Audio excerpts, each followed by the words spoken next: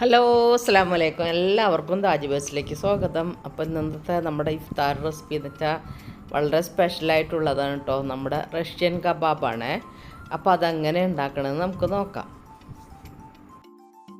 ആദ്യം നമുക്കൊരു പാൻ അടുപ്പത്ത് വെച്ചിട്ട് അതിലേക്ക് 1 കപ്പ് വെള്ളം ചേർത്ത് കൊടുത്തിട്ട് 250 ഗ്രാം ചിക്കൻ ചേർത്ത് കൊടുത്തിട്ട്, ബോൺലെസ് ചിക്കനാണ് കേട്ടോ, ചേർത്ത് കൊടുത്തിട്ട് നമുക്കിതൊന്ന് വേവിച്ചെടുക്കാം. അതിലേക്കൊരു 1/2 ടീസ്പൂൺ ഉപ്പുപൊടി ചേർത്ത് കൊടുക്കുക. എന്നിട്ട് നമുക്കതൊന്ന് ഉപ്പുപൊടിയൊക്കെ ഒന്ന് യോജിപ്പിച്ചിട്ട് നമുക്കിതൊന്ന് അടച്ച് വെച്ചിട്ട് വേവിച്ചെടുക്കാം കേട്ടോ. ഇപ്പോൾ 5 to 6 മിനിറ്റ് വരെ വേവിച്ചാൽ മതി കേട്ടോ. അപ്പോൾ ഇതിങ്ങനെ തിളച്ച് വരുന്ന സമയത്ത് ഇതിങ്ങനെ പത ഇങ്ങനെ വരുവേ. അപ്പോൾ നമുക്കൊരു ടീസ്പൂൺ വെച്ചിട്ട് അതിൽ പൊന്തി വരുന്ന പതകളൊക്കെ ഒന്നും മാറ്റി കൊടുക്കാം. സാധാരണ നമ്മൾ പൊടികളൊക്കെ ചേർത്തിട്ടല്ലേ ചിക്കനൊക്കെ വേവിക്കുക. ഇത് തനിയെ നമ്മൾ ചിക്കൻ പുഴുങ്ങിയെടുക്കുന്ന സമയത്ത് ഇതുപോലെ കേട്ടോ പതഞ്ഞ് വരുന്നത്. അപ്പോൾ നമുക്കിത് സ്പൂൺ വെച്ചിട്ട് ഇതൊക്കെ ഒന്ന് കോരി മാറ്റി കൊടുത്താൽ മതിയേ. ഇപ്പോൾ ചിക്കനൊക്കെ വന്നിട്ടുണ്ട്. അതിൻ്റെ വെള്ളമൊക്കെ പാതിയായി വന്നിട്ടുണ്ട്. ഈ വെള്ളം നമുക്ക് ആവശ്യമുണ്ട്. വെള്ളം നമുക്ക് കളയണ്ട. അപ്പോൾ ചിക്കൻ ഒരു അരിപ്പയിലോട്ട് മാറ്റി കൊടുക്കുക, അതിൻ്റെ വെള്ളം ഒന്ന് വാർന്ന് കിട്ടാൻ വേണ്ടിയിട്ട്. അപ്പോൾ നമ്മൾ 1 കപ്പ് വെള്ളം ഒഴിച്ചത് ഇപ്പോൾ വറ്റിയിട്ട് 1/2 കപ്പായിട്ടുണ്ട് കേട്ടോ. അപ്പോൾ അതിലേക്ക് 1.5 കപ്പ് കാബേജ് ചേർത്ത് കൊടുക്കുക. ഇത് 1 കപ്പ് ക്യാരറ്റാണ് കേട്ടോ, അത് ഗ്രേറ്റ് ചെയ്തെടുത്തതാണ്. അപ്പോൾ അതും കൂടി ചേർക്കുക. അതിലേക്ക് 1/2 കപ്പ് ഫ്രഷ് ഗ്രീൻ പീസാണ് കേട്ടോ, അതും കൂടി ചേർത്ത് കൊടുത്തിട്ട് നമുക്ക് ഒരു പിഞ്ച് ഉപ്പൊന്ന് ചേർത്ത് കൊടുക്കുക. എന്നിട്ടൊന്ന് ഇളക്കിയിട്ട് നമുക്കൊന്ന് വേവിച്ചെടുക്കുക. അടച്ച് വെക്കണ്ട കേട്ടോ, ഇങ്ങനെ തുറന്ന് തന്നെ വേവിച്ചാൽ മതി. കാരണം പച്ചക്കറിയല്ലേ, പെട്ടെന്ന് വേവുകയും ചെയ്യും. പോരാത്തിന് അതിൻ്റെ അകത്ത് വെള്ളവും ഉണ്ടല്ലോ. അപ്പോൾ അതിൻ്റെ പേരിൽ തുറന്ന് വെച്ച് തന്നെ ഒരു 5 മിനിറ്റ് വേവിച്ചാൽ മതി. അതിലേക്കൊരു 1/4 ടീസ്പൂൺ ഉപ്പുപൊടി ചേർത്ത് കൊടുക്കുക. അതായത് ഈ പച്ചക്കറിലോട്ട് പിടിക്കാൻ വേണ്ടിയിട്ടാണ് കേട്ടോ. അവസാനം നമ്മൾ ഇട്ട് വരുമ്പോൾ പച്ചക്കറിലൊന്നും ഉപ്പ് പിടിച്ചിട്ടുണ്ടാവില്ല. അപ്പോൾ അതുകൊണ്ടാണ് അപ്പോഴേക്കപ്പോഴുള്ള ആവശ്യത്തിന് വേണ്ടിയിട്ട് കുറച്ചായിട്ടുള്ള ഉപ്പ് ചേർത്ത് കൊടുക്കണത്. ഒരു 5 മിനിറ്റ് ഒന്ന് ഇതേപോലെ ഒന്ന് ഇളക്കി കൊടുത്തിട്ട് നമുക്കിതൊന്ന് വേവിച്ചെടുക്കാം കേട്ടോ. ഇപ്പോൾ പച്ചക്കറിയൊക്കെ വെന്തിട്ട് കിട്ടിയിട്ടുണ്ട്. ഒരുപാടിട്ട് വേവിക്കേണ്ട കാര്യമില്ല കേട്ടോ, പച്ചക്കറിയല്ലേ, എത്രയും വെന്താൽ മതി. ഇനി വേറൊരു പാൻ അടുപ്പത്ത് വെച്ചിട്ട് നമുക്കതിലേക്ക് കുറച്ച് ഓയിൽ ചേർത്ത് കൊടുക്കാം. അതിലേക്ക് ചെറിയ ജീരകം വറുത്ത് പൊടിച്ചതാണ്, അതൊരു 1/2 ടീസ്പൂൺ ചേർക്കാം.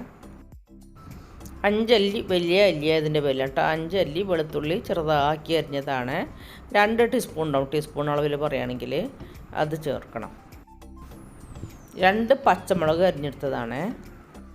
1 ഇഞ്ച് നീളത്തിലുള്ള ഇഞ്ചി അരിഞ്ഞെടുത്തതാണ്, അതും കൂടി ചേർക്കുക. അപ്പോൾ വെളുത്തുള്ളി ഇഞ്ചിയൊക്കെ വളരെ ചെറുതാക്കി വേണം കേട്ടോ അരിഞ്ഞെടുക്കാൻ വേണ്ടി.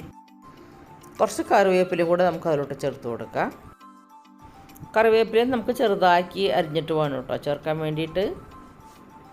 എന്നിട്ട് നന്നായിട്ട് ഇതൊന്ന് മൂപ്പിച്ചെടുക്കുക. അപ്പോൾ ഈ വെളുത്തുള്ളി ഇഞ്ചി ഈ ജീരകം കൂടി മൂത്ത് വരുന്ന സമയത്തല്ലേ നല്ലൊരു മണം വരും കേട്ടോ. അപ്പോൾ ആ ഒരു പച്ച മണം പോണ വരെ ഒന്ന് മൂപ്പിച്ചെടുക്കണേ. ഇനി നമ്മളതിലേക്ക് ചേർക്കേണ്ടത് 1/2 ടീസ്പൂൺ കുരുമുളക് പൊടിയും 1/2 ടീസ്പൂൺ ഗരം മസാലയും. ഇത്രയേ ഉള്ളൂ കേട്ടോ മസാലയുടെ ചേരുവകൾ. അപ്പോൾ ഈ പൊടികളും ചേർത്ത് കൊടുത്തിട്ട് നമുക്ക് ഒന്നുകൂടി ഒന്ന് വഴറ്റിയെടുക്കാം. ഇനി ഈ മസാലയിലേക്ക് നമ്മൾ വേവിച്ച് വെച്ചിരിക്കുന്ന പച്ചക്കറികളില്ലേ, അത് ആ വെള്ളത്തോടു കൂടി തന്നെ അങ്ങോട്ട് ചേർത്ത് കൊടുക്കണം കേട്ടോ. എന്നിട്ട് മസാലയും ഈ പച്ചക്കറികളും കൂടെ ഒന്ന് മിക്സ് ചെയ്ത് കൊടുക്കുക. ഇനി നമ്മൾ വേവിച്ച് വെച്ചിരിക്കുന്ന ചിക്കനില്ലേ, അത് കൈ വെച്ച് തന്നെ ഒന്ന് പൊടിച്ചെടുത്തതാണ്. ഇനി നമുക്ക് ഈ മസാലകളും ഈ പച്ചക്കറിയും ചിക്കനും കൂടി നന്നായിട്ടൊന്ന് മിക്സ് ചെയ്തെടുക്കുക കേട്ടോ. അപ്പോൾ മിക്സ് ചെയ്യുമ്പോൾ തന്നെ അതിൽ ചെറിയ ചിക്കൻ്റെ വലിയ പീസുകളൊക്കെ ഉണ്ടെങ്കിൽ ഈ തവി വെച്ച് തന്നെ ജസ്റ്റ് ഒന്ന് കുത്തി പൊടിച്ച് കൊടുത്താൽ മതി കേട്ടോ. അപ്പോൾ എല്ലാവരും കൂടി നന്നായിട്ടൊന്ന് മിക്സ് ചെയ്തെടുക്കാം. ഇതിലേക്കൊരു 1/2 ടീസ്പൂൺ ഉപ്പ് കൂടി ചേർത്ത് കൊടുക്കുക കേട്ടോ. ഇതൊരിക്കലും കൂടുതലല്ല, കറക്റ്റ് പാകമാണ്. അതാണ് കുറേശ്ശെ ചേർത്ത് കൊടുത്തത്. ആദ്യം മുതൽ നമ്മൾ കുറച്ച് അതതിൻ്റെ ആവശ്യത്തിന് വേണ്ടി മാത്രം നമ്മൾ ചേർത്ത് കൊടുത്തിട്ടുണ്ട്. അപ്പോൾ ഇതൊരിക്കലും കൂടില്ല. അപ്പോൾ 1/2 ടീസ്പൂൺ ഉപ്പ് കൂടി ചേർത്ത് കൊടുത്തിട്ട് നമുക്ക് അതൊന്ന് മിക്സാക്കി എടുക്കാം. ഇതിലേക്ക് 1/3 കപ്പ് മൈദയാണ്, അത് ചേർത്ത് കൊടുക്കുന്നുണ്ട്. കാരണം ഇത് നന്നായിട്ടൊന്ന് കമ്പൈൻ ചെയ്ത് കിട്ടണമില്ല പച്ചക്കറി ഇറച്ചിയൊക്കെ. അപ്പോൾ അതിന് വേണ്ടി കേട്ടോ നമ്മൾ ഈ പൊടി ചേർത്ത് കൊടുക്കുന്നത്. എന്നിട്ട് നല്ലതുപോലെ ഒന്ന് മിക്സ് ചെയ്തിട്ട് ഈ മൈദ ഒന്ന് വേവണം വരെ. അതുകൊണ്ടാണ് നമ്മൾ ആ വെള്ളം അതിൽ മാറ്റിക്കളയാഞ്ഞത്. ഈ മൈദ ഒന്ന് വെന്ത് കിട്ടണമല്ലോ വെള്ളത്തിൽ കിടന്നിട്ട്. അപ്പോൾ അതുകൊണ്ടാണ് കേട്ടോ.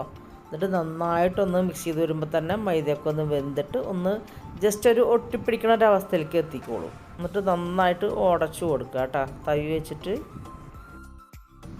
ഇപ്പോൾ മൈദയും ഇതൊക്കെ ഒന്ന് കമ്പൈനായിട്ട് വരുന്ന സമയത്ത് നമുക്കിത് അടുപ്പത്തൊന്ന് മാറ്റി കൊടുത്തിട്ട് വേറെ പാത്രത്തിലോട്ട് മാറ്റി കൊടുക്കണം കേട്ടോ. ഒരു പാത്രത്തിലേക്ക് ഞാൻ 2 കോഴിമുട്ട എടുത്തിട്ട് അതിലേക്ക് ഒരു പിഞ്ച് ഉപ്പിട്ട് കൊടുത്തിട്ട് ഒരു വിസ്ക് വെച്ച് നന്നായിട്ടൊന്ന് പതിപ്പിച്ചെടുക്കാം. ഒരു പാത്രത്തിൽ ഞാൻ കുറച്ച് ബ്രെഡ് ക്രംസും കൂടെ വെച്ചിട്ടുണ്ട് കേട്ടോ.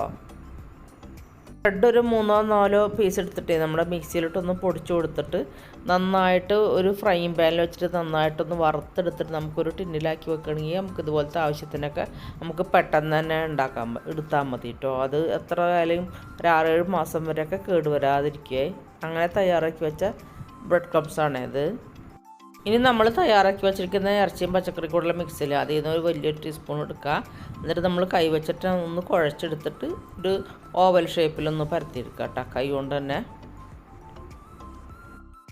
ഇനി ഇതൊന്ന് മുട്ടയിലൊന്ന് മുക്കിയെടുക്കുക.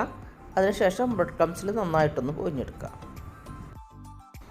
അപ്പോൾ നമ്മളിത് തയ്യാറാക്കിയ പോലെ തന്നെ ബാക്കിയുള്ളത് മുഴുവനും തയ്യാറാക്കിയെടുക്കുക.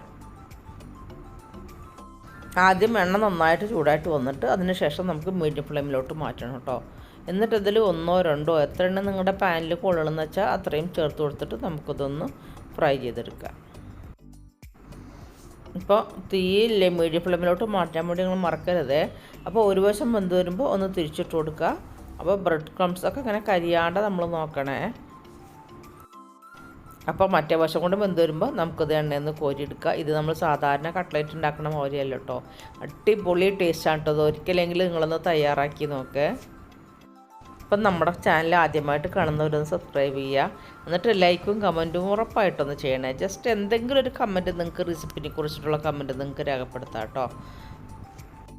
അപ്പോൾ അടുത്ത വീഡിയോ വരുന്നവരേക്കും എല്ലാവരോടും അസ്സലാമു അലൈക്കും. Bye bye.